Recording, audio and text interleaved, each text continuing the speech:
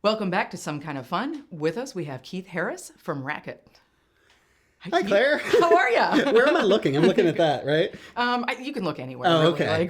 All right. Mark's amazing. Okay, He'll good. get it all squared away. Yeah. So you all might know Keith from Racket, and if you don't know Keith, well, today's your lucky day. Yeah. And if you don't know Racket, where have you fucking been? Because it is awesome. So before I get into too much how awesome it is, tell us a little bit about kind of how Racket got started. We know that Cities Pages went away. That was kind of a sad day for us in Minneapolis. And then you all sprung up. Yeah, went away is a nice way to put it. We got shut down by the Star Tribune. I'm nothing but diplomatic, all diplomacy. That's me. Yeah. So, City Pages got shut down in October 2020 during the pandemic, and we all found ourselves without jobs. But some people found jobs, and four of us were like, "Well, what if we tried to find a way to keep doing this, but kept all the money and were the people in charge?" For a change. And so what happened was pretty quickly, Jay Bowler, who's one of the four people, got in touch with someone at Defector, which is, do you know Defector at all? I don't. So they are a sports website that all the people there used to work at Deadspin, which was a Gawker run sports website. And then when they got, their bosses got annoying, so they all quit and they just started their own website. And we were like, so how did you do this? And they were really great to us, and they set us up with all the right people to talk to and to design the site. And so, Jay got in touch with him in January. So this was 2-3 months after we'd all just lost our jobs. And so we got started on it right away. And then we were up and running by August of 2021. Shit. Wow. Yeah, and it was four of us who had all been at City Pages for a while. So it's me, Jay Bowler, M. Castle, and Jessica Armbruster. Okay. And you all funded this largely out of pocket initially, right? Well, that's the nice thing is we didn't have to. We set up a deal with our developer where they got a cut. Okay. So we actually all put in just $1,000 a piece to get things, just get really basic stuff started, and then just paid out a percentage for the first couple of years. So we really, to start out with, nicely, we didn't have to go into debt. And then when we announced about a month before we went live, we started getting subscriptions, and we were like, oh, I guess, we can do this. So we were from the beginning paying ourselves, which made this a lot easier. Not a lot. We weren't paying ourselves a lot, but we weren't paying off debts that we had. How did you all come to collaborate with the Twin Cities Media Group? I'm trying to, I think Charlie Ryback had reached out to us. He's with Southwest Voices. Okay. And they were looking to bring together a bunch of different smaller publications in town, basically as a way of competing for advertising with bigger. So what we could do is have one group go to the advertisers and say, hey, we can get you here, here, here, and here for, a smaller amount of money than you're used to paying for a larger group. And so what it gives us the ability to sort of compete on a bigger scale with. How do you kind of decide who's going to cover what of the four of you? You get a lot of coverage of a lot of stuff. We all have sort of our areas of expertise, but one of the things we wanted to do leaving City Pages was be a lot more flexible. Okay. Because when we worked over there, I was the music editor, Em was the food editor. And it's every day I got up and I had to come up with a music story to run, whether anything had happened that day or not. Fun. Yeah. And I mean, it's you can do it because it's there's always something to do, but it's, sure.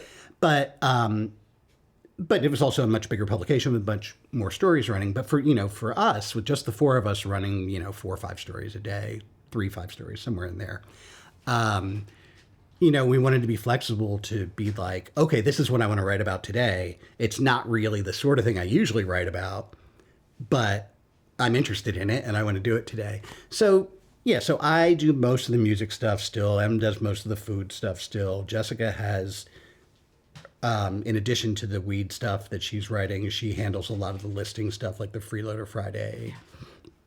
So we all still have our kind of, Jay has gravitated toward a lot of labor reporting. So we all still have our things that we sort of focus on. But because there's so few of us, we really have the flexibility to just step out of doing what we do all the time when we feel like it. Do you like it? I mean, is it something that you're Oh, like, yeah, I'm yeah. gonna It's go- great because it's like, I mean, you know, it's the best of both worlds. You still have your sort of little fiefdom where you get to write about the stuff that you know, Sure. but you're not locked into that. Okay. On your subscription page, you have different levels of subscriptions. Can you tell us a little bit about those different levels and then how folks can, like where we can find you? Yeah, so our first level is like the basic lookout level, and that is $5 a month or $50 a year. And that's really affordable. I mean, I've definitely spent $5 on things I don't need, and I've spent $50 on things I don't need. So that's, I mean, and that gets you, you know, complete access. You can comment. You can do, you know, that gives you everything you need, basically. Okay. And I will say, just to sidetrack for 1 minute, one of the things that we kind of guessed at doing, and it's become a really great asset, if anybody's ever thinking of starting a website, is only subscribers can comment. Okay. Which means if you haven't given us money, you can't just show up and just say whatever. Okay. You have to be like part of the Racket community. Right. So, and it's made it, you know, on one hand, it's kind of gatekeepy, but on the other hand, it's like only people, you know, the people who talk to each other know each other and aren't just trolls roaming in from nowhere like we had to deal with at City Pages. This isn't like Fox News where... Right. Or Facebook. You know, for a handful of reasons. Right. But it's not like, I mean, you know, if you're just a website floating through the internet, you just gather all these barnacles from... Yeah. Oh, sure. You know, and it's like... a really great visual. Yeah, and it just, you know, we don't have to... Scrape the barnacle. It really is like that. It's like it keeps the hull clean. But anyway, so that's, you can comment at $5. Okay. $10 is our accomplice level, and there are a few more bonuses from that. We give you a shirt like this, and I think a koozie, which I do not have with me, but, and you know, a couple other perks like that. And that's $10 a month or $100 a year, which again, you know, yeah. And then there's sort of like our Hail Mary, level, which is, this was something Defector recommended to us, and theirs is much higher than ours, but it's at $100 a month or $1,000 a year. You know, then you're a Racketeer, and we were like, nobody's going to give us $1,000 a year, but like 9-10 people have, and that's $10,000. So it's really like there's nothing to lose. Yeah. Again, I have all sorts of advice for anybody starting a website, most of which I've stolen from other people, but it really is like, just make like a huge ask like that, and you never know. It doesn't take that many. You put it out if there. one person does it, that's $1,000 you didn't have. Yeah. Are you finding that like reader engagement is ebbs and flows on the different, like, are there different articles that have brought people in to comment and really like your shares and your commenting and things like that pick up, like either under the different like kind of sections or like specific stories? Yeah, I mean, it's hard to tell. There's so much guesswork. Okay. I mean, that's the one, like, it's funny that people have whole careers like going out there and telling people what works on the internet, because anyone who's done any work knows that nobody has any idea how to figure this stuff out.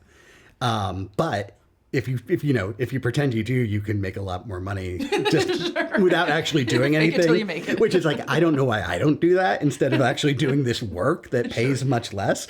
But yeah, it's hard to guess.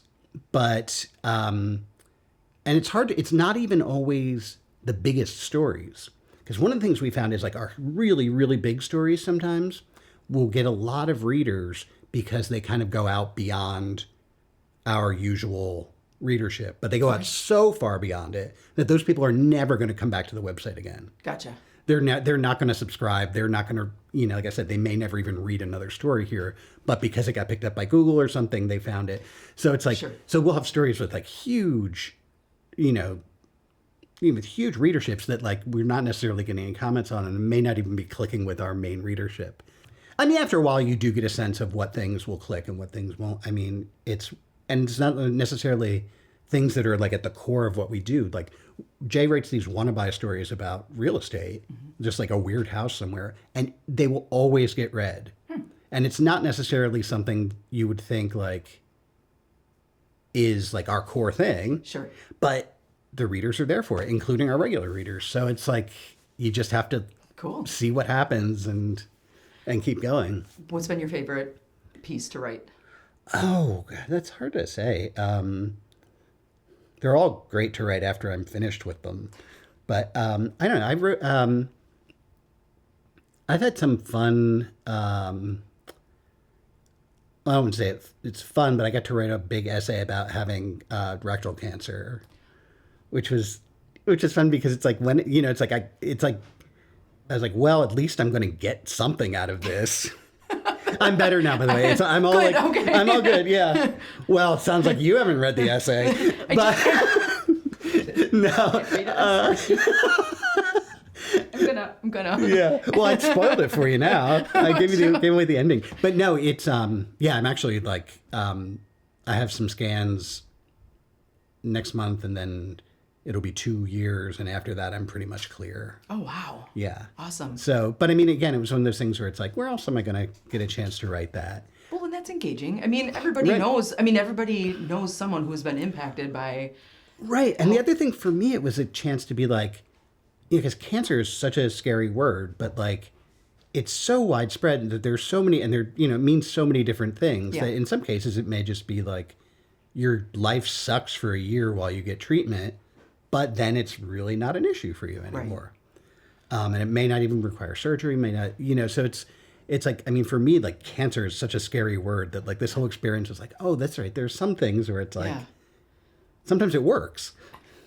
Well, so you're educating. I mean, it's education too. It was all educational for me. Yeah. Oh my God. Yeah. But also, like recently I just did a profile on, do you know Anita Velveeta? Yeah. So I talked to her and I sort of did talk to that whole queer world of younger musicians that's so interesting right now. Yeah. And so there's always just so much stuff for me to learn. Yeah. Well, I think that's like, we're all there. I mean, the world keeps changing, right? So, like it is, which brings me into, you all need a Racket subscription. And so you can find that on the website, right? And the different levels. RacketMN.com.